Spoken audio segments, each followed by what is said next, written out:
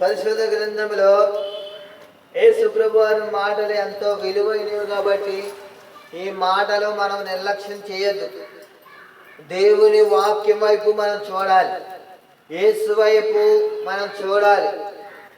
యేసులోనే నిత్యము రాజ్యము మనకి ఆయన ఇస్తాడు.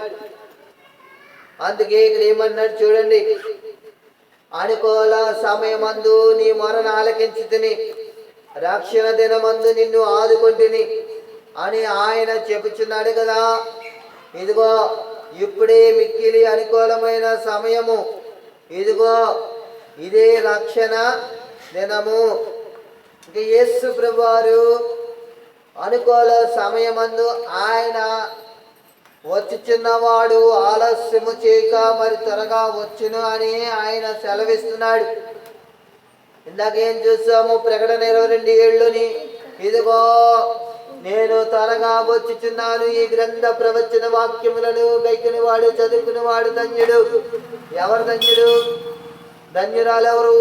పరిశుద్ధ గ్రంథాన్ని మానక చదువుకునేవాడు ధన్యుడు, ధన్యురాలు అన్నాడైనా. ప్రకటన 1:3 ఏమన్నాడు? సమయము సమీపించున్నది కనుక ఏ గ్రంథ ప్రవచనములో చదువుకునేవాడు గైకునేవాడు ధన్యుడు. అక్కడ కూడా అన్నాడైనా సమయం ఇంకా సమీపిస్తూనే ఉన్నది.